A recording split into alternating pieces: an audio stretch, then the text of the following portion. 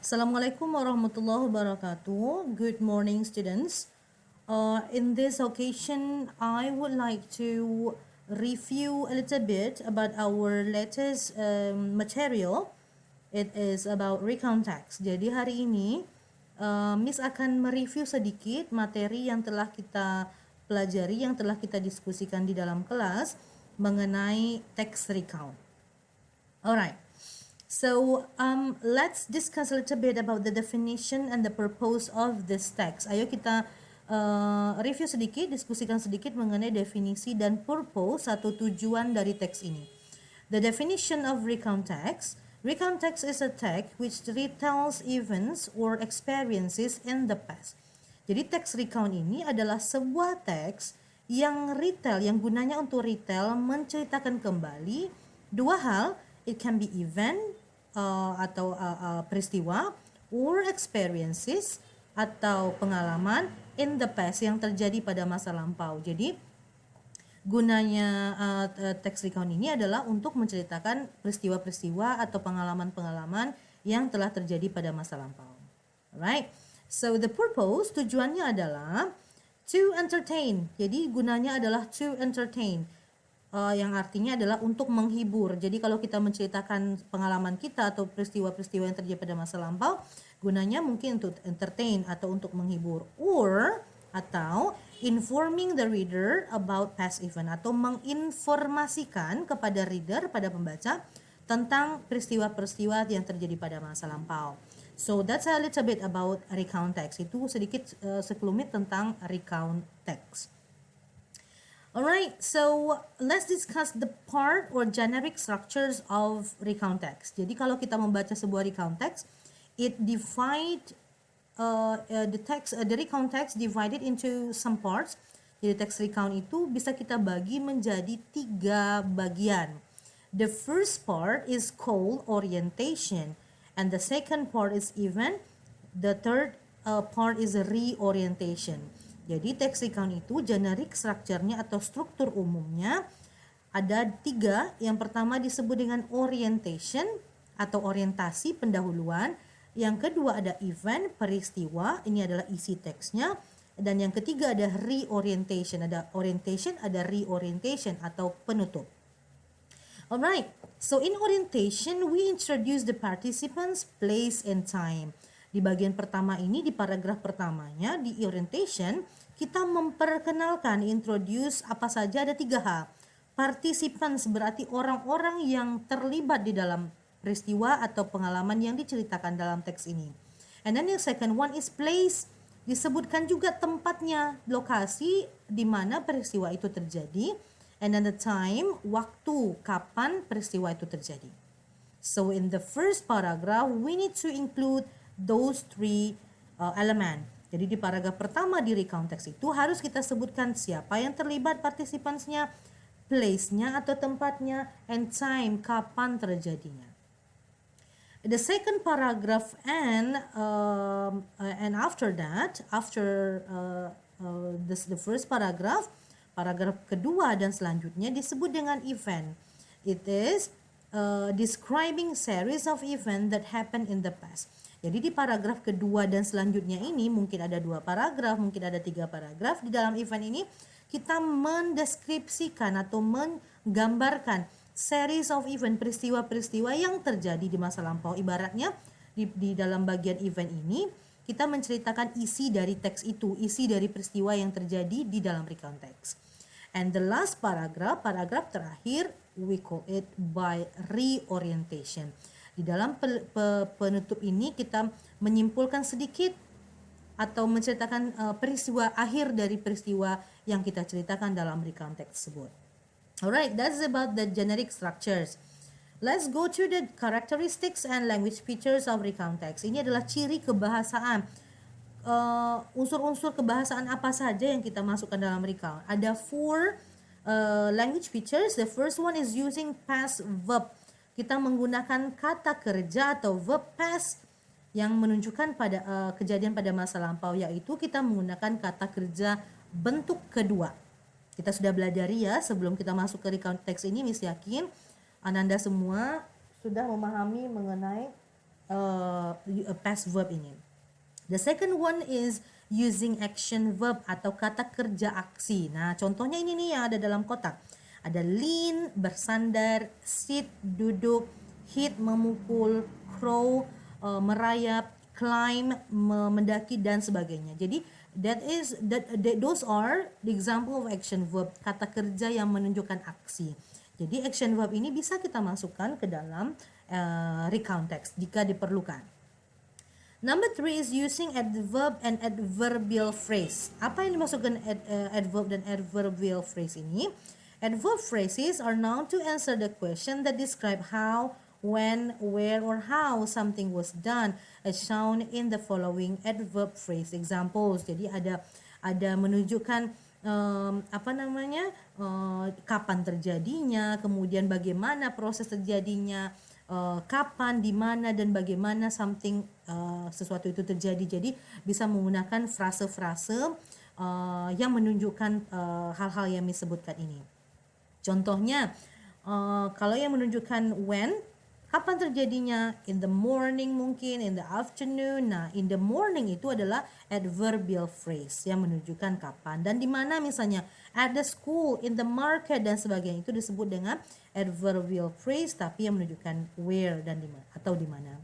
The last one is using conjunction and time connection. Ini menunjukkan keterangan waktu, contohnya, atau kata sambung yang menunjukkan waktu. Misalnya, the first day, hari pertama, the next day, kemudian finally, dan sebagainya. Itu disebut dengan using conjunctions and time connection.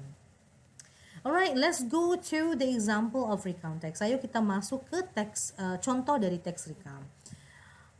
Sebelumnya kita masuk dulu ke kind of recount text. Jadi teks recount ini terdiri dari berbagai jenis atau kind. The first one is what we call by personal recount. Artinya teks recount yang ceritanya kita masuk dalam cerita tersebut. Contoh, kita menceritakan pengalaman saat liburan semester lalu. Nah, kita kan termasuk dalam teks itu ya. That was we call personal recount. The second one is factual recount. Di sini recount atau cerita dalam teks recountnya kita tidak termasuk dalam cerita. Contohnya cerita mengenai kemerdekaan Republik Indonesia. Nah, kita kan nggak termasuk dalam cerita tersebut kan? But it tells about the past event. Ya, ceritanya mengenai peristiwa yang terjadi pada masa lampau, dan itu adalah teks recount. Walaupun kita tidak termasuk dalam ceritanya seperti personal recount, nah itu disebut dengan factual recount. The last one is imaginative recount, writing an imaginary role and giving details of event. Ini juga terjadi pada masa lampau, tapi hanya imajinatif saja. Okay, but in this semester we only focus on factual recount. Jadi semester ini kita hanya fokus kepada factual recount saja. Kalau personal recount mungkin sudah dipelajari di SMP, imaginative recount tidak kita pelajari semester ini, so we will focus only to factual recount. Right, let's see the example of recount text, factual recount text. You can see the text on page 123 and 124 on your book. But before, let's go to the vocabularies. Miss sudah kasih vocabularies ini, kita juga sudah main games dan sebagainya, sudah ada juga yang test for vocabularies. Miss harap semuanya sudah mengetahui vocabularies ini. Okay, Miss tidak mengulangi lagi di sini. We will go to directly to the text. Okay. The title of the text is The Battle of Surabaya. Judul teksnya adalah The Battle of Surabaya, pertarungan atau pertempuran Surabaya. So, sebelum ini adalah teksnya, kita lihat di samping kanan. Nah, ini yang disebut dengan generic structure yang tadi, bagian-bagian teks recount yang tadi. Lihat, the first paragraph here, we call it orientation. Paragraph 2, 3, and 4, that's what we call events atau peristiwa. Nah, kita lihat paragraf ini, paragraf kelima ini juga masih termasuk dengan events. The last paragraph, we call it by reorientation atau penutup. Right? So see, the first paragraph, apa yang Miss bilang tadi? Di dalam orientation ada participants, ada time, ada place. Kita cek di sini siapa yang partisipan yang terlibat, kapan dan di mana peristiwa ini terjadi. Kita cek ya. On 10 November pada tanggal 10 November. Nah, itu adalah time-nya. Ada di orientation kan? Indonesia celebrates Hari Pahlawan or Heroes Day in remembrance of the Battle of Surabaya, which started on that very date in the year 1945. Pada tanggal 10 November, Indonesia celebrates merayakan Hari Pahlawan or Heroes Day, dalam bahasa Inggris disebut Heroes Day, bahasa Indonesianya Hari Pahlawan, in remembrance, dalam memperingati the Battle of Surabaya, pertempuran Surabaya, which dimulai on that very date in the year 1945, yang terjadi pada tahun 1945. Jadi kalau nanti ditanya kapan terjadinya the Battle of Surabaya, jawabannya ini 10 November 1945. The bloody battle took place because Indonesians refused to surrender their weaponry to British Army. Pertarungan bloody ini, pertarungan berdarah ini took place, terjadi because, karena. Nah, kalau ditanya nanti kenapa terjadinya, ini dia. Because Indonesians, orang-orang Indonesia, refused to surrender their weaponry, menolak untuk menyerahkan weaponry-nya, persenjataannya kepada siapa? To British Army. British itu Inggris, Army itu adalah tentara. British Army at the time, tentara Inggris saat itu was part of elite forces, termasuk dalam bagian tentara sekutu. The defiant Bung Tomo is the well-known revolutionary leader who played a very important role in this battle.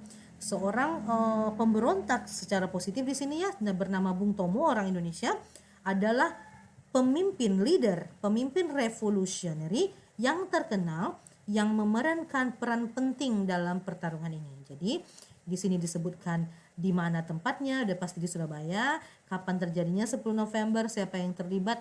Ada British Army, ada Indonesian, orang-orang Indonesia, ada Bung Tomo. Alright, let's go on to the events. Ini adalah bagian yang paling penting atau dari series of eventnya, cerita dari teks ini, cerita dari recount teks ini. It all started because of misunderstanding between British troops in Jakarta and those in Surabaya. Semua ini atau pertarungan ini dimulai karena adanya misunderstanding. Misunderstanding artinya kesalahpahaman between, di antara British troops. Troops itu ini ya, pasukan Inggris in Jakarta and those in Surabaya. Jadi walaupun kita sudah merdeka tanggal 10 November 1945 ini, ternyata masih ada tentara Inggris di Jakarta dan di Surabaya. Under the command, di bawah kepemimpinan Brigadir A.W.W.S. Malabi. Jadi Pak Malabi ini adalah komandan pasukan Inggris yang ada di Surabaya. Brigadir Malabi already had an agreement with Governor of East Java, Mr. Surya. Ternyata Pak Brigadir Malabi ini sudah punya agreement. Agreement itu adalah persetujuan dengan Gubernur East Java, Jawa Timur, yang bernama Mr. Surya. Apa isi persetujuannya? Ini dia. The agreement stated that the British would not ask Indonesian troops and militia to surrender their weapons. Jadi antara Mr. Surya dan Brigadir Malabi ternyata sudah melakukan persetujuan ini, bahwa British, tentara Inggris ini tidak akan menyuruh orang-orang Indonesia atau pasukan Indonesia, militan-militan Indonesia to surrender the weapon, menyerahkan senjatanya. Jadi mereka berkompromi bahwa nggak usah, orang Indonesia tidak usah menyerahkan senjatanya kepada orang Inggris. Jadi mereka berdamai lah ibaratnya gitu. However, namun apa yang terjadi? A British plane, pesawat Inggris from Jakarta, dari Jakarta, drop leaflets. Drop itu menjatuhkan. Jatuhkan apa? Ada leaflet. Leaflet itu selebaran. All over Surabaya. Dari atas Surabaya itu disebar dia, dijatuhkannya selebaran-selebaran melalui pesawat tadi. The leaflet told Indonesian to do otherwise. Ternyata selebaran itu berisi bahwa Indonesia harus melakukan hal sebaliknya. Maksudnya hal sebaliknya itu menyerahkan senjata. Sedangkan sebelumnya Brigadir Malabi sama Mr. Surya udah katanya would not ask Indonesian troops to surrender weapons. Ternyata di dalam leafletnya yang disebar oleh tentara Inggris tadi itu menyatakan bahwa orang Indonesia harus menyerahkan weaponnya atau senjatanya on 27 Oktober 1945. Jadi orang Indonesia katanya melalui leaflet harus menyerahkan senjata sebelum tanggal 27 Oktober 1945. Bagaimana respon orang Indonesia? This action, aksi ini, aksi leaflet tadi, selebaran-selebaran tadi, anger the Indonesian troops, membuat marah, pasukan Indonesia and military leaders because they felt betrayed. Mereka merasa betrayed, dihianati. On 30 Oktober 1945, 3 hari setelah disebar itu leaflet, 3 hari setelah diberi ultimatum itu, Brigadir Malabi yang adalah komando orang Inggris tadi was killed, terbunuh atau dibunuh as he was approaching the British troops post near Jembatan Merah or Red Bridge Surabaya, saat dia mendekati pos tentara Inggris yang ada di dekat Jembatan Merah atau Red Bridge Surabaya. Jadi ketika Brigadir Malabi ini ingin datang ke pos mereka di dekat Jembatan Merah Surabaya, dia dibunuh. There were many report, ada banyak report dari banyak laporan about the death, tentang kematian ini. But it was widely believed, dan ini semua tersebar kabar bahwa Brigadir Malabi was murdered, dibunuh by Indonesian militia, dibunuh oleh orang militan Indonesia. Karena disangkanya orang Indonesia marah, kemudian membunuh Brigadir Malabi. Looking at this situation, melihat situasi ini, Lieutenant General Sir Philip Christensen, udah pasti tahu ya, ini dari Inggris, Lieutenant General Sir Philip Christensen brought in reinforcement to siege the city, memutuskan untuk mengepung kota ini. Kota ini maksudnya apa? Ya, Surabaya. In the early morning of 10 November 1945, pagi-pagi buta tanggal 10 November 1945, British troops began to advance into Surabaya. Tentara Inggris mengepung Surabaya from both naval and air bombardment, dari laut dan dari udara. Although Indonesians defended the city heroically, walaupun akhirnya orang Indonesia bisa mempertahankan kota, the city was conquered within 3 days and the whole battle lasted for 3 weeks. Kota itu bisa direbut kembali selama 3 hari, dan the whole battle, pertarungan ini keseluruhannya menghabiskan waktu 3 minggu, 3 weeks. In total, secara total, between 6,000 and 16,000 Indonesian dead. Pada pertarungan itu antara 6.000 sampai 16.000 orang Indonesia meninggal dunia. While casualties on the British side, sedangkan di pihak Inggrisnya yang meninggal adalah 600 to 2,000, 600 orang sampai 2.000. Ya, lebih banyak orang Indonesia ya, is 6,000 to 16,000, sedangkan orang Britishnya adalah 600 to 2,000. Battle of Surabaya caused Indonesia to lose weaponry.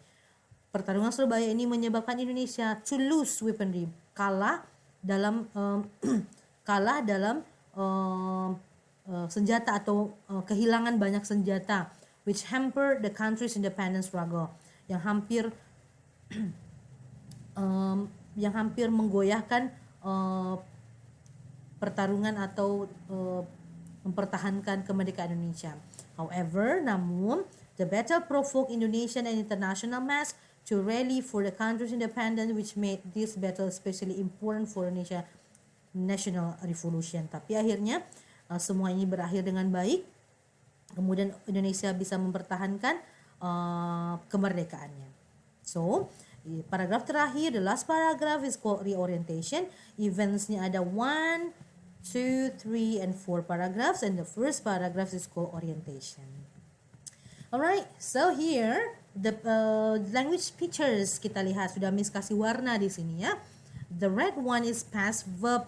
Yang Miss garis bawah merah ini adalah contoh-contoh past verb atau kata kerja bentuk kedua, kata kerja yang menyatakan kejadian pada masa lampau. Ada started, ada refused, Ada had, ada anger, ada brought, ada began, ada that, ada provoke. Silahkan dicek dictionary masing-masing. Okay? Action verb, the green one. Kita lihat di sini ada drop, menjatuhkan.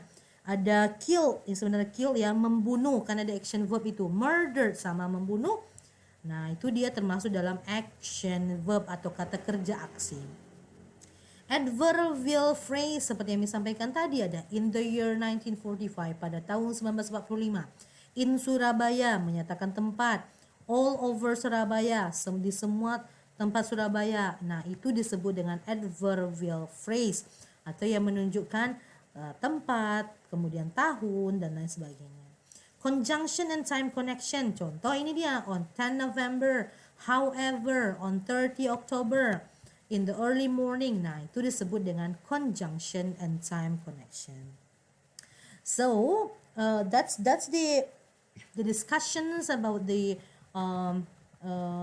recount text. Kita mulai tadi dari definition, purpose. So, silakan dibaca lagi, didengarkan lagi penjelasan Miss ini. And then write it down on your notebook. Silakan ditulis di buku catatannya supaya lebih paham lagi. Generic structure, bagian-bagiannya ada 3. The first one is orientation, second one is event, the last one is reorientation. Language features, there are 4 of them. Using past verb, menggunakan kata kerja bentuk past atau bentuk kedua. Using action verb, kata kerja action. Using adverb and adverbial phrase. Dan using conjunction and time connection. Nah, there are 3 kinds of recount text and many more. Ada banyak lagi. Yang kita fokus adalah factual recount saja. Okay. Recount yang fakta dan kita tidak termasuk dalam cerita tersebut. Here are the vocabularies. Miss yakin you are already master the vocabularies. Those vocabularies, Miss yakin semua sudah tahu ini vocabularies karena sudah kita bahas di kelas. And then here are the examples of the Battle of Surabaya. So I think that's all. Itulah penjelasan tambahan Miss dari yang kita bahas di kelas. Please reread, relearn. Silakan dibaca ulang, dipelajari ulang karena di pertemuan selanjutnya kita sudah melakukan penilaian harian atau daily test yang membahas atau mencakup hal-hal yang sudah Miss sampaikan barusan. So thank you so much for today. Good luck for your study. Thank you so much for today. Assalamualaikum warahmatullahi wabarakatuh.